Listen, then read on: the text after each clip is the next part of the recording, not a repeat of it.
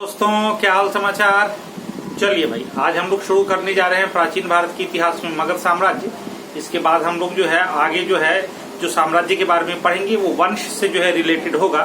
तो चलिए आइए, जो है ये ज्यादा लंबा आपका चैप्टर नहीं होगा, छोटा सा चैप्टर है। चलिए आइए देख लेते हैं हम लोग। तो इस चैप्टर का नाम जो है वो है मगध साम्राज्य। मगध साम्राज्य।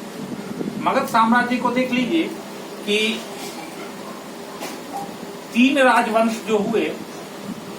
पहला था हर्यक वंश, जिसके शासनकाल की अवधि रही 544 बीसी से लेकर 412 बीसी तक। उसके बाद दूसरा जो है वो रहा शिशुनाग वंश। शिशुनाग वंश, इसकी जो अवधि रही वो 412 बीसी से 344 बीसी तक रही। उसके बाद रहा नंदवंश। इसकी अवधि जो रही 344 से 322 बीसी तक का जो है वो समय अवधि जो है वो रहा। हर्यक वंश को मोस्ट प्रॉब्ली जो है वो पितृहंता वंश के नाम से भी जाना जाता है। क्यों? क्योंकि इस वंश के जो शासक जो बने उन्होंने अपने पिता की हत्या करके जो है वो राजगद्दी प्राप्त की थी। इसीलिए जो इस वंश को जो है पितृहंता वंश कहा जाता है। तो कई बार जो है क्वेश्चन यही आ जाता है कि कौन सा वंश जो है वो पितृहंता वंश के नाम से जाना जाता है। तो वो हर्यक वंश है। याद रखिएगा, हर्यक वंश का जो पहला शासक हुआ वो हुआ बिंबिसार। बिंबिसार के बारे में कहा जाता है कि ये जो है महात्मा बुद्ध के समकालीन थे। महात्मा बुद्ध के समकालीन थे। 544 बीसी में जो है गद्दी पर बैठे और 492 तक जो है ये गद्दी पर जो है वो रहे थे। तो ध्यान रखिएगा, इनकी राजधानी जो थी वो राजगृह थी, जिसे जो है गिरिवज्र भी जो है वो कहा जाता है। तो इसके बारे में जो है इतना जो है आप लोग ध्यान रखेंगे और इसके बारे में याद रखें कि ये जो है वो महात्मा जो है वो बुद्ध के समकालीन थे। बुद्ध के समकालीन थे। इसके बाद जो है बिंबिसार की हत्या जो है इसके पुत्र अजातशत्रु ने कर दिया था। अजातशत्रु। और जो है इसके समय की जो है प्रमुख घटना जो है वो प्रथम बौद्ध संगति जो है। प्रथम बौद्ध संगति याद रखिएगा आप लोग। प्रथम बौद्ध संगति जो है वो इसके शासनकाल में ही हुई थी।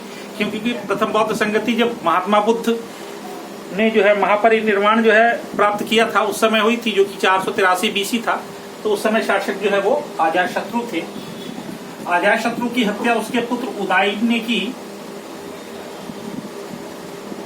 इसके समय की जो है प्रमुख घटना याद रखिए कि जो है इन्होंने पाटलिपुत्र की स्थापना की थी और उसी को अपनी राजधानी बनाया था। पाटलिपुत्र, जिसको की जो है कुसुमपुर भी जो है कहा जाता है। कुसुमपुर याद रखिएगा आप लोग। पाटलिपुत्र की स्थापना एवं इसको जो है मैं राजधानी लिख रहा हूं कि इसको इन्होंने अपनी राजधानी बनाया था। तो आप लोग याद रखेंगे। इसके बाद जो है इसका पुत्र था नागदशक,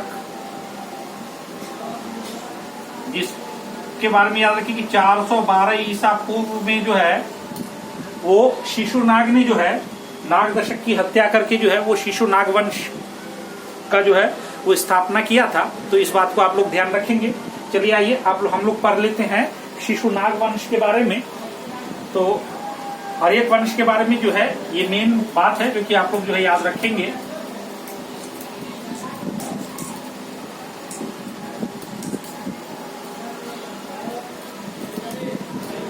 अब हम लोग पढ़ लेते हैं शिशुनाग वंश के बारे में।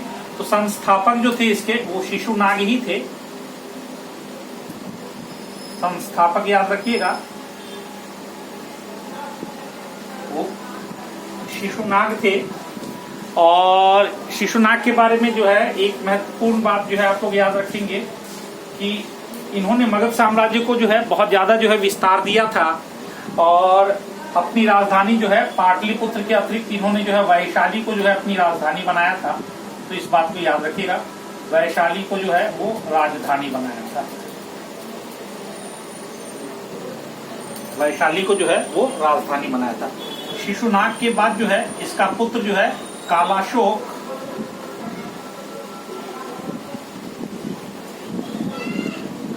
जो है गद्दी पे बैठा, जिसे जो है काकवर्ग भी कहते हैं। तो कालाशोक गद्दी पर बैठा। इसके समय की जो है महत्वपूर्ण घटना है, जो द्वितीय बौद्ध संगीति हुई थी, बौद्ध संगीति जो हुई थी वो इसी के शासनकाल में हुआ था। तो इसको आप लोग ध्यान रखेंगे। इसके बाद जो है इसका पुत्र जो है वो नंदीवर्धन जो है वो गद्दी पर बैठा, और नंदीवर्धन की हत्या कर दी थी महापद्मानंद ने। तो महापद्मानंद जो है वो नंदीवर्धन की हत्या करके जो है वो उसने जो है नंद वंश की स्थापना की। तो शिशुनाग वंश से इतना ही।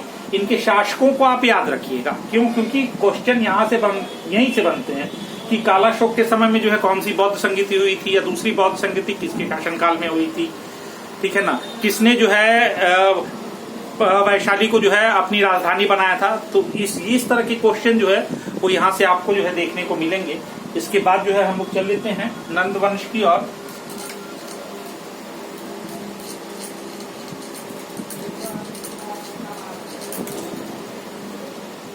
याद रखिएगा, नंद वंश का जो संस्थापक था वो था महापद्मानंद।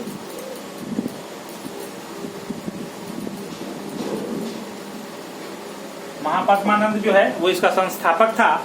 344 बीसी में जो है ये राजगद्दी पर बैठा। महापद्मानंद को कई नामों से जाना जाता है। इनके नाम जो है आप लोग याद रख लीजिए, कई बार क्वेश्चन यहीं से बनेंगे। उग्रसेन, एकराट,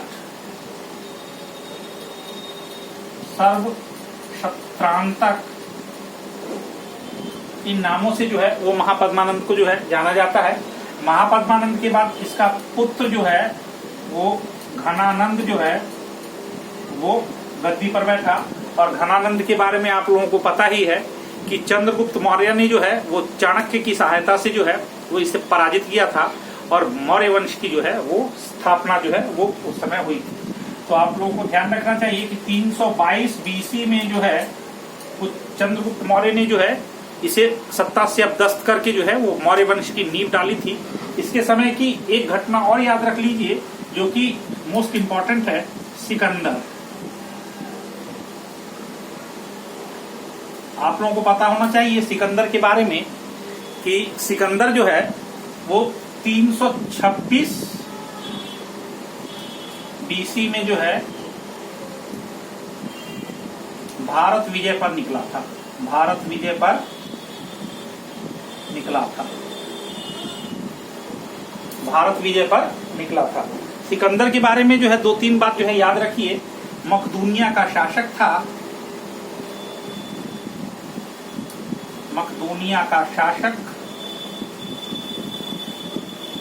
अरस्तु का शिष्य,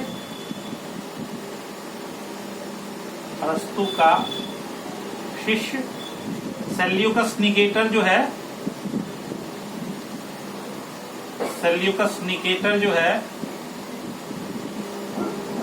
निकेटर इसका सेनापति था।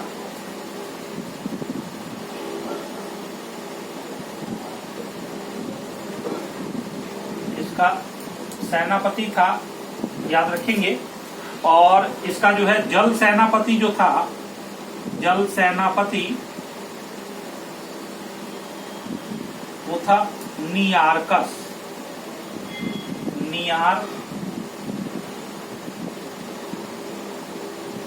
नियार्कस जो है वो इसका जो है वो जल सेनापति था। इसके बारे में और जो है याद रख लीजिए, एक युद्ध जो हुआ था जिसे कि हम जो है हाइडेस्पीस का युद्ध कहते हैं, या इसे हम लोग झेलम, जिस नदी को जो है वितिस्ता भी जो है कहा गया है, झेलम का युद्ध, जो कि सिकंदर और पोरस के बीच, पोरस जो पंजाब का शासक था उसके बीच लड़ा गया। कहते हैं कि सिकंदर जो है पोरस की वीरता से इतना ज्यादा प्रभावित हुआ था कि पोरस के पराजित होने के बाद भी जो है सिकंदर ने उसे उसका साम्राज्य जो है वो वापस कर दिया था। और इसके बाद जो है सिकंदर जब आगे बढ़ा तो इसके सैनिकों ने जो है व्यास नदी पार करने से मना कर दिया। सिकंदर 323 ईस्वी में जो है वो भारत से जो है वो वापस लौटते समय बेबीलोन में जो है इसकी मृत्यु हो गई थी। तो बेबीलोन में जो है इसकी मृत्यु हो गई थी 323 बीसी में जो है वो मृत्यु हुई। कहाँ पे? तो याद रखिएगा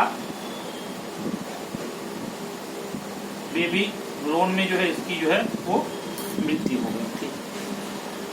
तो मगध साम्राज्य में जो है पढ़ने के लिए इतना ही। हम लोग जो मेन चीज पढ़ेंगे जहां से कि हम लोगों को लगता है क्या कि हाँ क्वेश्चन जो है वो बनेंगे, सिलेक्ट होंगे। तो ये चैप्टर ज्यादा बड़ा नहीं था।